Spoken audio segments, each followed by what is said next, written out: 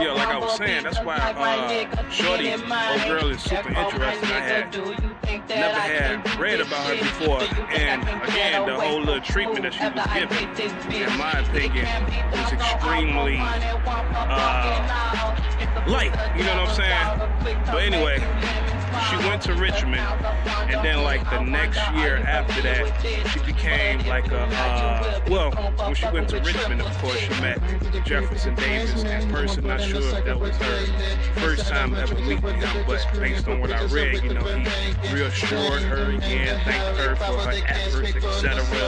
Of course, you know, called her patriot of the Confederacy, etc., things like that. But see, her story, in my opinion, gets even more interesting because the following year, in 1863, the following year, in 1863, she became an ambassador. So that would be contemporary with Charles Francis Adams, John Quincy Adams' son. But I'm going to hold off on that portion of her story because I'm going to speak about her a little bit more as I go along, all the way up until her death. But I'm going to pause on her for a second and go back to Benjamin Franklin Butler. So then going back to November, well, like I said, August, he was successful in his campaign in North Carolina with those two forts, Fort Hatteras and Fort St. Philip or whatnot. And then after that, his next mission, which was supposed to have been like an expedition, that occurred in November, and that's when he was sent to the state of Louisiana.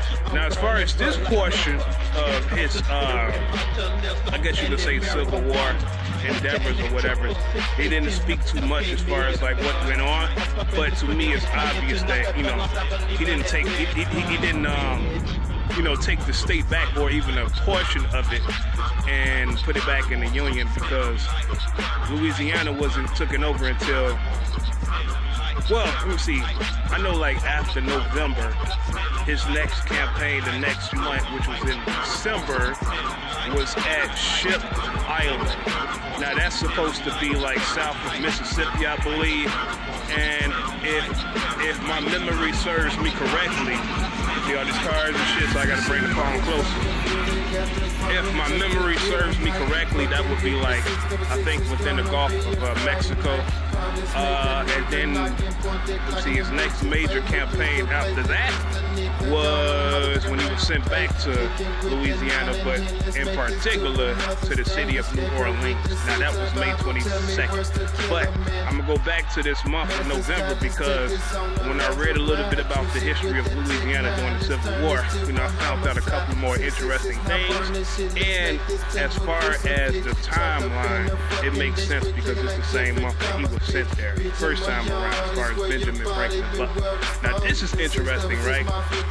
Later on, as far as like, you know, their militias or whatnot, the Louisiana Native Guard, the first one, that was later on established by the Union side of the fence. But the interesting thing, as far as when I was reading about them, is that the first original Louisiana Native Guard was established by the Confederacy. And interesting enough, they did have black soldiers. Now, you know, when I looked this up or whatever, I found out whatever I found out, but then I also looked on YouTube, and the first date that they were established, well, actually it was a flyer, and it's dated November 3rd, and it was a guy by the name of General Hamburg 10. It was a promotional flyer asking specifically for black soldiers. When you read the promotional flyer, it says Negroes wanted. Initially, they called for about 200 of them at first. And the first day for them to begin enlisting in the original Louisiana Native Guard was supposed to have been November 3rd. Now, that makes sense because, again, keep in mind, that's the same month that Benjamin Franklin Butler was sent there. Now, this is the interesting part, right? Now, to zoom in a little further, it was one particular black soldier. His name is Mark Lamont, right? Now, originally within Louisiana, he was a slave. He got manumitted, I think like about 20 years before this, about 20 years. I think it was 1840, sometime in August of 1840. That's when he gained his manumission or whatever. And then he was one of those people that also joined this Louisiana Native Guard. Again, keeping in mind on the side of the Confederacy. Now, overall, as far as their numbers, before I continue with this, I think it was about like, because I read two different sources on this. Of course, one on Google and then this source. Originally, it was about 1,500. On Google, it's a little bit over 1,000. No. I think the book mentions it too, but like some of the information when I was researching this, I go in the index of the book just to find out a little bit more information, and then it would send me further along to other pages in the book, and I would gain additional information. But essentially speaking, at the most, it was supposed to have been like 1,500 of them all together. And about 34 to 37, I think it's 37, officers. Now, that's the part that's fucking interesting to me. Out of this 1,500 number, only like 107 of them, accounted for the first Louisiana Native Guard, because there were other Louisiana Native Guards after the first one. I get to that in 1 second. But as far as the first Louisiana Native Guard, you count the one on the side of the Confederates and also the one on the side of the Union, only 107, or at least around that amount, made up for those on the side of the Union much later on or whatnot. The following year, you could say. The rest of them were those who enlisted in the Confederate Louisiana Native Guard, the first one. Same thing with the line officers. I think like out of 34 of them, like I said, possibly 37. I know at least for sure 34. Only 10 of them accounted for the Louisiana Native Guard as far as on the side of the Union or whatnot. Now, as far as these black officers or whatever, it was about at least 3 of them, 3 line officers. Now, 2 of them enlisted originally in the Native Guard on the side of the Confederacy. One, and these were mixed black persons, by the way. One, his name was Andre K. Lukes, if that's how you pronounce it. I know as far as his last name is Cailous. And I think he was in charge of Company K. The other guy's name was PBS Tinchback. I believe he was in charge of Company E. And then the last guy, his name was James Lewis. And he was in charge of Company A, I believe. Now, as far as him originally, also on the side of the Confederates, he had served on a warship by the name of De Soto, or something like that, or whatever. And like I said, November 3rd is when they started enlisting or whatever. But the thing is, as far as these men, they had never seen actual physical combat. Now, one thing that was interesting to me, like I mentioned at first or earlier, when I was talking about like the numbers of Louisiana as far as the demographics, how I wanted to find out the white population, it's because I wanted to draw a parallel between them and then those of Massachusetts. More so in particular as far as the 54th Regiment, because they were the first all-black regiment. Even though like that whole thing, okay, I'm trying not to jump all around. As far as the first Louisiana Native Guard on the side of the Confederates, they never saw real combat.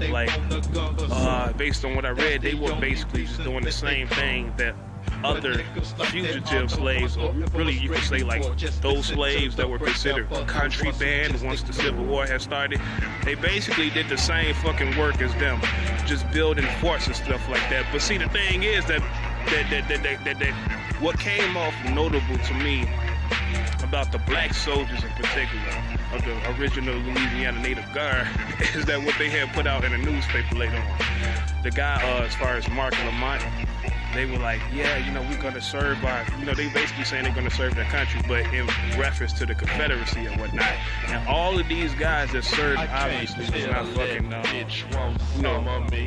depending on where you lived at the time, but just for the sake of argument. It wasn't like mulattoes or just light-skinned persons or mixed people. You know what I'm saying? A lot of these people were just regular black folk. But as far as this newspaper article, they were saying, like, we're going to serve honorably, and we're looking forward to comeback. And if our combat, and if our country calls on us for that, we'll be ready for that. It just, like, when I was reading about this, I kept thinking like I was trying to put myself in, not put myself, but trying to like look at it from their psychological lens, because like I mentioned, as far as the Secretary of War on the side of the Confederacy, the guy Mr. Seddon, how he put out like an order that any black soldier, and this is going a little forward to 1863, but as far as like how during that time, you know, he put out an order that any black soldier on the side of the Union that gets captured during war, like they will automatically be hung or whatnot, and how that caused Lincoln to kind of follow up 2 months later saying, okay, if that's the case, then for every black soldier that gets hung on your side of the fence, that gets captured, you know, we will do the same for we will basically take on the same actions, because catching a soldier regardless of color and hanging them automatically was considered like a violation of war. Then he also mentioned how like some of them would be kind of like, as far as the white Confederate soldiers are captured, they would be put in hard labor and shit like that. Now considering that, and then going back to chapter 1, and I really don't have to, but just for reference purposes, just to make it clear, going back to chapter 1, as far as Harper Williams and their whole premise as far as the South, why they fought, you know, aside from financial reasons or whatever, but as far as like their whole hardcore perspective on blacks or whatnot, and how they felt like slavery was a part of the Negroes, like it was natural for black people to participate in slavery, and at the worst it would be something that would benefit them, you know what I'm saying, like how we were supposedly natural groups and shit like that. Now thinking about this guy who got his manumission, even though he's from Louisiana, I'm still looking at that shit from like the context of it, and I'm trying to understand, like, okay, I'm gonna mention Vincent Ogay, you know, just to make it clear. Again, I mentioned him doing my blog on John Quincy Adams biography, and this guy had came up in the book, and, you know, he was talking about like how, as far as like within Haiti or whatnot, he wasn't fighting for the freedom of black folks or to liberate slavery, and he was saying like if you you know, like if people such as himself, like mulattoes or whatnot, if they gain their freedom and had the same rights as white folks and able to vote, how that will also make the institution of slavery even stronger. You know what I'm saying? So I'm looking at this guy, Mark Lamont, and especially these other soldiers that spoke in these newspapers. I'm trying to understand like their psychology. Like, I just thought it was so fucking interesting, and I don't want to use the term Uncle Tom. I'm trying to make it even more clear, but I'm just trying to understand like what would give you the motivation to, like, even the Haywood Shepherd, for example. You know, I mentioned him in the first chapter as well, but at least that took place in Virginia. You know what I'm saying? As far as in Harper's Ferry. When I'm thinking about Louisiana, and then especially this time period with the Confederacy, I'm trying to think like what made these men kind of boldly put out some shit like that when black people were treated, especially on that side of the fence, how they were so in relegation is, to me, is a euphemistic term. It was just something that's interesting for me to think about. Anyway, as far as that occurred, so that's in November. In April is when the Union took over Louisiana, because as far as this flyer, they called for people from eastern Louisiana as well as Mississippi. Now, as far as April, months later, the following year, the first Louisiana Native Guard ended exactly on the 25th of that month. That's the same time when the Navy took over. This guy named Admiral David Farragut. You know, he had took Louisiana on that same day, I believe the 25th or whatever. And then the month following that, May the 22nd, is when Benjamin Franklin Butler and his army up the Gulf, as they were called, and I think they consisted of like 12,000 men. That's when he was sent there to Louisiana or whatnot. And later on that year, exactly September 27th, all right, is when he established the first Louisiana Native Guard. But again, the ones or the faction under the Union, let's put it like that. And based on what I read, many of the blacks that joined the original Louisiana Native Guard had joined this faction. And later on, they actually seen comeback. But as far as like the chronological order of this, September 27th is when Benjamin Franklin Butler started this. And they began training in October. But people enlisting in this Louisiana Native Guard, as far as like the number of blacks that enlisted, it became so great that they had to establish a second one in November. And that one was called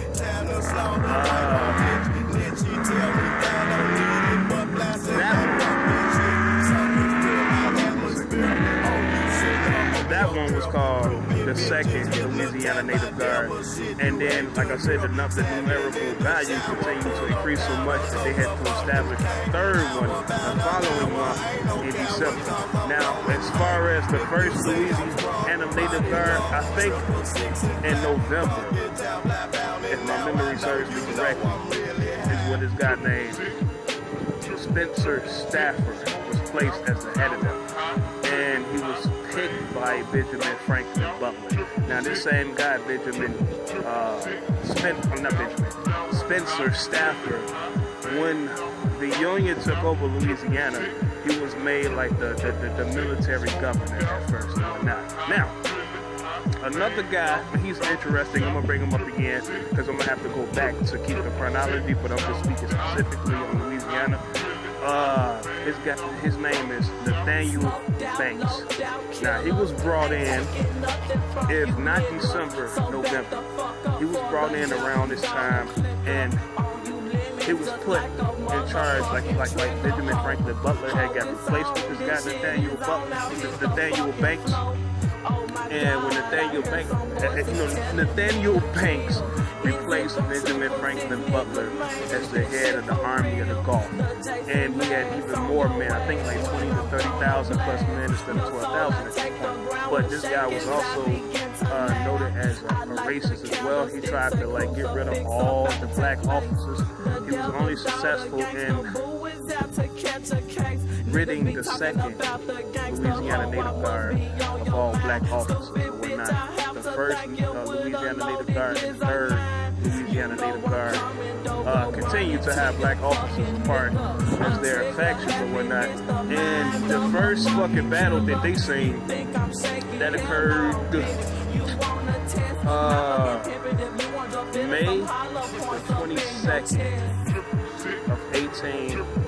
May the 27th of 1863.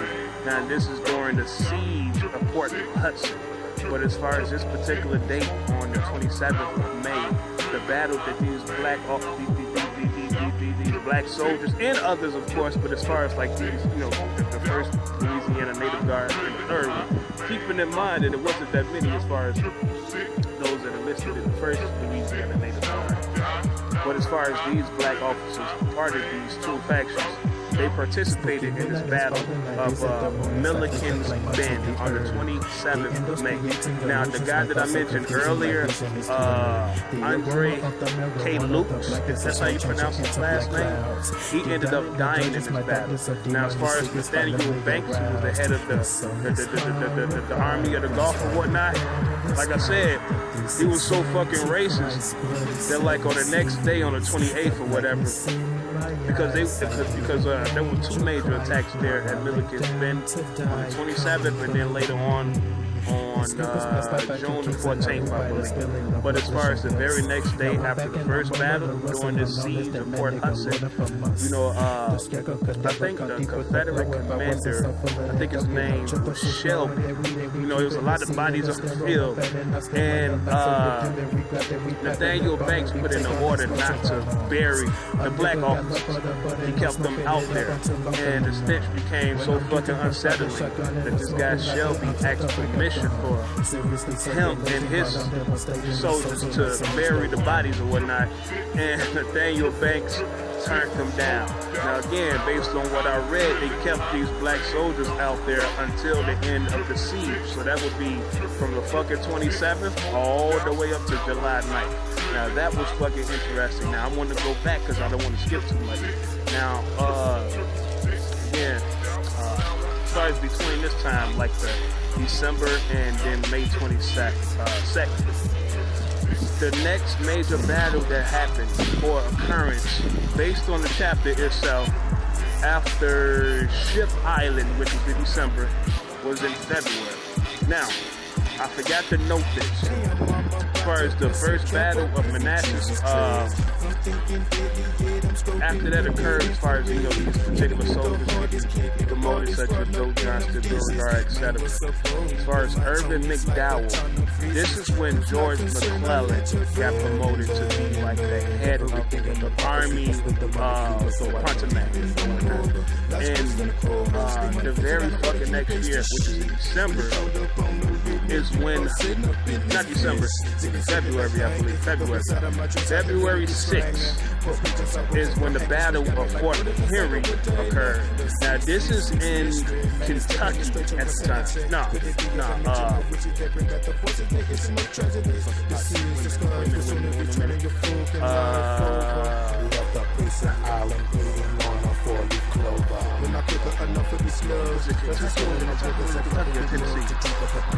Tennessee, I believe. Yeah, I think, in Tennessee. This occurred in Tennessee. The Battle of Fort Henry.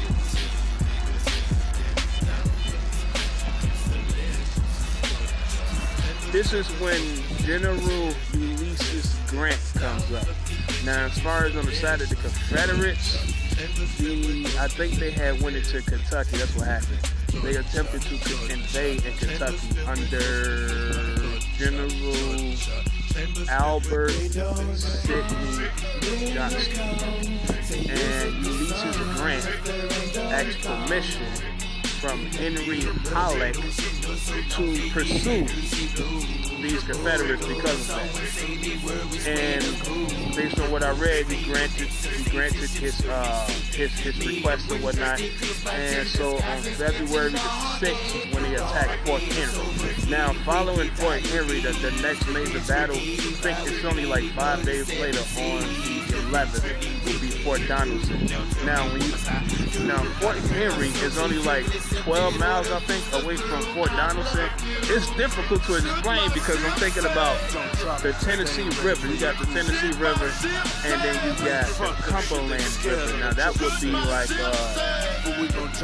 north, like the Cumberland River runs through northern Tennessee, and then the Tennessee River, it's difficult. Like it runs from eastern Tennessee. It kind of like zigzags kind of through the central portions of it, and then it zigzags downward through like almost like the central portion of the state, but not exact, and then zigzags upward again. Through the central, almost the central portion of the state, but not exact. Then zigzags again upward, but it also splits, so it ends up in northeastern Mississippi, as well as going so further fucking north to where it's like almost parallel with the tip of the Cumberland River. In between, so think of it like this: between these two rivers and northwestern Tennessee is where you'll find Fort Henry to the west, and then Fort Donelson to like the northeast or whatnot. So like as far as the 6th, I think they had like as far as the Union, had about 9 gunboats, And this battle only took place for like 2 hours or whatever. It was an easy victory for the Union soldiers or whatnot. And only, I think, one gunboat got damaged.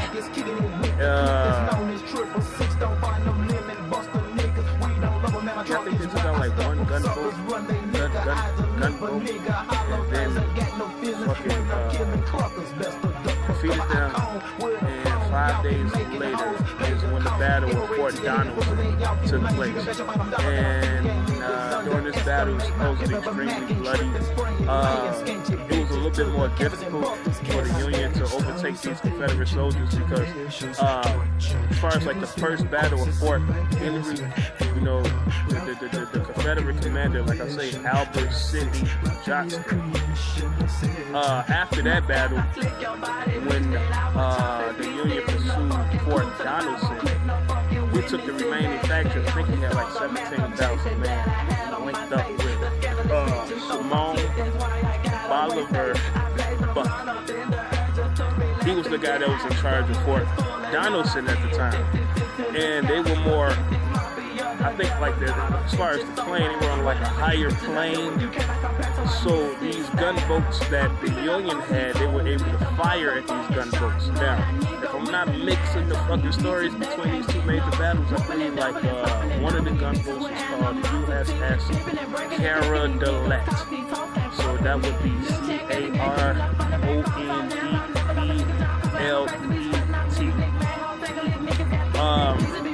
One of the guys that kind of like later on, as far as the historical note, he was describing what had took place on this gunboat.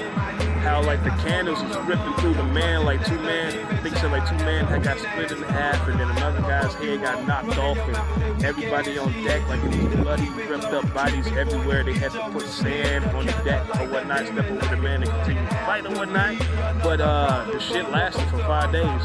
Then 3 days into this fight, because they were able to repel these gunboats or whatever. So like 3 days into the fight, I would say like the 14th or 7th of February, about 5 a.m., you know, they attempted to escape as far as the Confederates, and they tried to travel the road to Tennessee or whatever.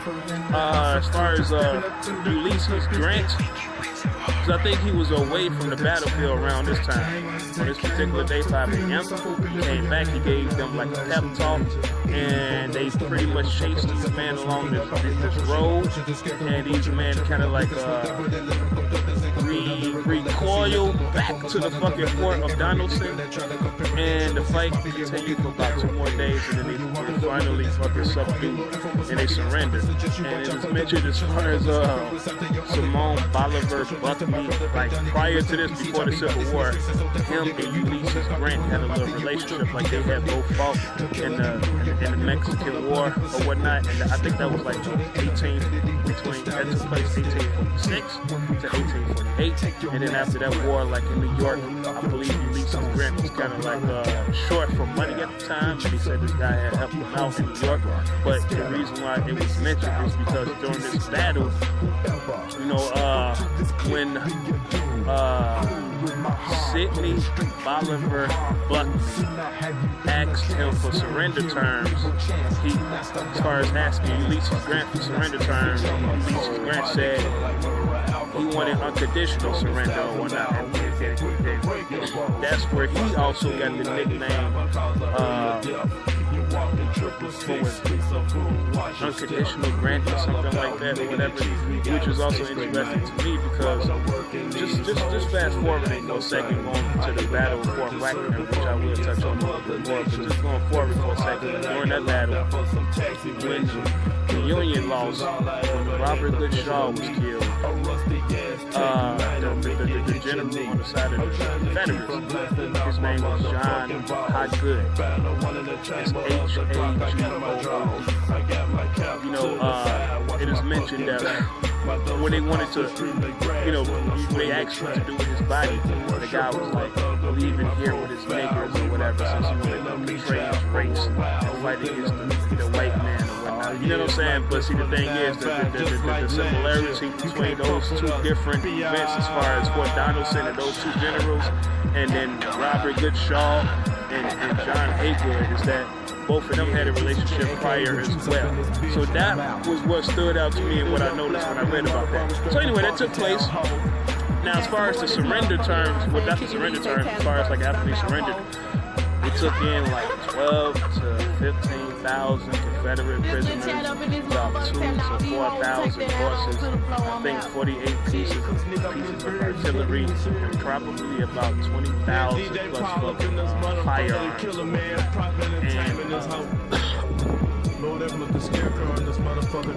I believe a month after that, because this is February, so this will have to be March 1863 is when Henry Halleck got promoted as the head of the entire United States Union Army at the time.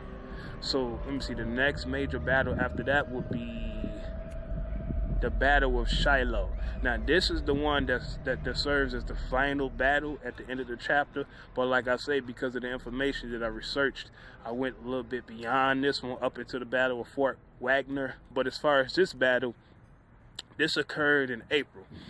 2 days, April 6th and April 7th. Now, as far as this battle, right, this is also related to both of these battles that I just mentioned, Fort Henry and Fort Donelson. As far as the readiness, you could say, of the Confederates, and this is when Albert Sidney Johnston's brother. And then they continued, they made it, they were in like northeastern Mississippi, right? So as far as the Union, they were ordered to kind of like follow them or whatever and attack them, but going into northeastern Mississippi, they were ordered to camp at least 20 miles away from Corinth, Mississippi, which is exactly what they did. But they ended up getting surprise attacked by the Confederates. They didn't know that they was that close. Now, as far as how this battle started, it's another general. Just keep in mind, it's various fucking regiments, but just looking at it mostly from the chapter lens, and then the extra research that I took, you know, I got to speak on it from what I read. Aside from various regiments, because let me mention this ahead of time. As far as like the outcome of the battle, I think the Union lost about 16,000 men. No. The Union lost 13,047 men. The Confederates ended up losing 10,694 men. But as far as like the initial stages of the battle took place, it was on the morning of April 6th. Now, it is spoken about through the lens of the guy named William Tecumseh Sherman. General William Tecumseh Sherman. There was an excerpt or extract of his diary writings. During the early morning, he was just kind of like marching along his lines or whatever. And then one of the guys ended up getting shot. And he looked down, like the bullet came from through a book, past the bush or whatever. He looks down the ravine, and then he's seen a whole bunch of fucking Confederate soldiers.